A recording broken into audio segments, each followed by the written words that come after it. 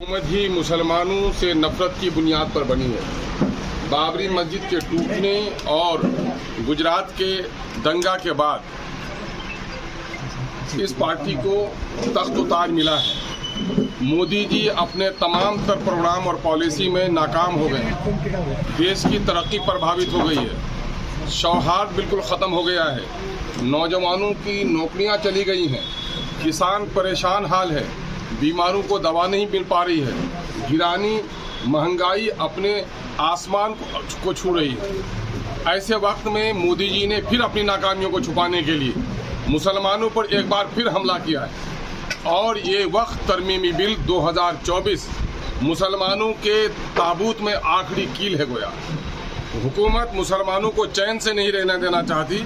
15% देश का मुसलमान हमेशा भाईचारगी के साथ रहना चाहता है। पागलों ने देश को बंटवाया, लेकिन जिन लोगों ने देश प्रेम किया है ऐसे मुसलमानों पर मोदी जी की नंगी तलवार लटक रही है। वक्त तरमीमी बिल, मैं साधुवाद देता हूं सदन के उन तमाम तर नेताओं को जिन लोगों ने इस बिल की मुखालफत की है और नतीजे में ज्वाइंट पार्लियामेंट्री कमेटी के पास ये बिल इस वक्त है और जेपीसी ने इस वक्त लोगों से मशवरे मांगे हैं। और चूँकि किशनगंज का इलाका हमारा पिछड़ा इलाका है, किशनगंज का इलाका चूँकि अनपढ़ का हमारा इलाका है, गरीब इलाका हमारा है, हमारे यहाँ लोगों को इसकी कोई खबर नहीं है। आज MIM ने पूरे ज़िला में खबर पहुँचाने के लिए अपने कारवां को निकाला है कि आज और कल की तारीख बाकी है। 12 और 13 तारीख के रात 12 बजे तक अपने वो जो अपोज करना है बिल का, अपने एतराज़ात दाखिल करने हैं, इसका विरोध करना है।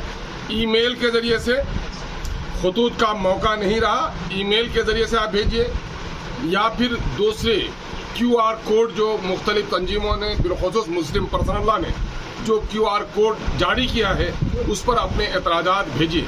मैं साधुवाद देता हूँ देश के उन हिंदू लीडरों को जिन्होंने इस बिल की मुखालफत की है।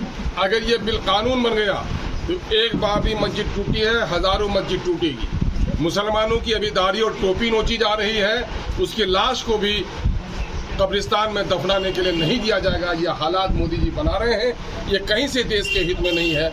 मैं देश के अमन पसंदों से, हिंदू मुस्लिम सिख भाइयों से और तमाम तर मुसलमानों से इस बात की अपील करता हूँ कि ये चमन मोहब्बत का चमन है, इस चमन में नफरत का फूल हम खिलने नहीं देंगे और किसी भी हाल में इस बिल को हम मंजूर होने नहीं देंगे। हम सबका सहयोग भी चाहते हैं और मुसलमानों से बिलखुसूस कहते हैं कि अपनी जान और अपनी माल, अपनी इज्जत और आबरू के खातिर बलिदान देना और जान को गंवा देना सबको आता है, लेकिन बड़े खुशकिस्मत होंगे वो लोग चूँकि वक्त की जो मिल्कियत है, वक्त के जो अमलाक हैं, उनकी जो जायदाद है, ये मदरसे, ये मस्जिदें, ये खानका हैं, ये मज़ार, ये कब्रिस्तान सब अल्लाह की अमानत है और अल्लाह की अमानत की हिफाजत के लिए जान को आखिरी हद तक लड़ा देना ये ईमान का हिस्सा है। इसलिए हम लोग इस मुहिम को गाँव-गाँव तक पहुँचाने की कोशिश कर रहे हैं।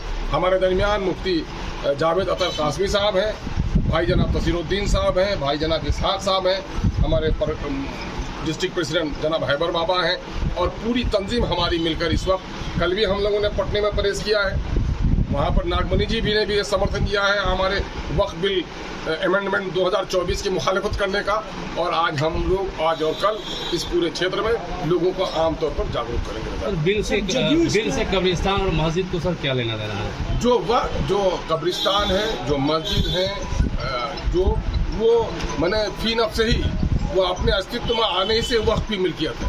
तो वक्फ की प्रॉपर्टी अब है, आज से 400 साल पहले जो मस्जिद बनी है उसका कागज़ किनके पास होगा? कब्रिस्तान हमारे पूर्वजों ने दे दिया, उनका कागज़ किसके पास होगा? ये सारी प्रॉपर्टी मुसलमानों ने दान दी है गरीबों के लिए, अनाथों के लिए, बेवाओं के लिए, मुसाफिरों के लिए, कहीं पानी पिलाने के लिए, है ना, इसके लिए दिया है। तो ये तो पवित्र काम है, पवित्र काम में सरकार को सहयोग देना चाहिए और ये मामला आप कलेक्टर को दे देगा और कलेक्टर को कानून की किताब पढ़ेगा कि कागज़ दिखाओ तब ज़मीन पाओ। उसकी वजह से कब्रिस्तान को दफन करना मुश्किल हो जाएगा। अभी मैं नालंदा से आया हूँ, 5 कब्रिस्तानों पर अवैध कब्जा है माननीय मुख्यमंत्री के इलाके में और DM और SP छू नहीं रहा है कि हम अगर इस कब्रिस्तान से अवैध कब्जा को हटाने का काम करेंगे तो यहाँ पर मुश्किल हो जाएगी। ये हाल तो मुख्यमंत्री के नाक के नीचे। कल ही लोग आए, वक्फ बोर्ड के चेयरमैन के गाँव में वक्फ की ज़मीन पर दूसरा कब्जा कर रहा है। जो मुख्यमंत्री के संरक्षण में जो लोग रहते हैं और मुख्तलिफ जो लोग सिक्योरिटी में हैं वो लोग उसकी हिमायत कर रहे हैं। ये तो बड़ा खेद का विषय है कि आज काम करना चाहिए। कह रहा है रिज्जू कह रहे हैं कि साहब हम मुसलमानों के वेलफेयर का काम कर रहे हैं। सचर कमेटी ने कहा था इक्वल अपॉर्चुनिटी कमीशन कायम करो, क्यों नहीं काम करा रहे हो? अलीगढ़ के लिए पैसा क्यों नहीं दे रहे हो? मुसलमानों को नौकरियों में हिस्सेदारी क्यों नहीं दे रहे हो? मुसलमानों की जहाँ जहाँ आबादी है उस चीज़ को तुमने रिजर्व करा दिया, उसको डिजर्व क्यों नहीं कर रहे हो? मुसलमानों के अपलिफ्टमेंट के लिए कोई काम नहीं करना चाह रहे हैं। ये देश के हिंदू मुसलमान सबके लिए नुकसान होगा। या आपस में लोग लड़ा देंगे, मुसलमान अपनी जान की बाजी लड़ा देंगे, अपने कब्रिस्तानों से समझौता नहीं करेंगे और ये फिरका परस्तों को लड़ा देंगे। इसलिए मैं हिंदू मुस्लिम सब भाइयों से कहना चाहता हूँ, ये गांधी का देश है, ये देश महावीर जैन का है, ये सूफियों का, संतों का है, बुद्ध की धरती है। यहाँ पर खून बहाना, लोगों को लड़ाना, नफरत पैदा करना, ये हमारा काम नहीं है। मोहब्बत के साथ ज़िंदगी गुजारना, ये हमको हमारा धर्म, हमारी देश की जो संस्कृति है वो हमको सिखाती है। इसका पालन हम सर शिमला में भी एक 5 मंजिला मस्जिद है जिसको कांग्रेस और भाजपा दोनों तोड़ने की वकालत कर रहे हैं, क्या कहना है? आप ये बात बताइए, किशनगंज में बहुत सारा मॉल बन गया है, अपनी ज़मीन पर बनाया, म्यूनिसिपैलिटी से उसने नक्शा पास नहीं कराया, उसका तो आप तोड़ने नहीं जा रहे हैं। लेकिन ज़मीन तो उसकी है, उसने अगर 1 मंजिल 2 मंजिल गलती से बना दिया है, ये म्यूनिसिपैलिटी का काम है। ये कौन से फौज हो गए? आप कहाँ से आ गए? आप जाइए कोर्ट में जाइए, किसी को भी कानून को हाथ में लेने का हक नहीं है। आपके लिए, हमारे लिए कोर्ट है। जो लोग कोर्ट का उल्लंघन करें, इसके माने वो देश विरोधी हैं, देश के कानून को नहीं मानते। कांग्रेस भी वकालत कर रही है सर, कांग्रेस भी वकालत कर रही है तोड़ने के लिए। जदयू का रोल क्या है सर? जदयू का रोल तो अब तक धुलमुल है ना? ये साफ छुपते भी नहीं, सामने में आते भी नहीं। लेकिन इसका इम्तिहान है कि उन्होंने अब तक उस पर कोई कार्रवाई नहीं की।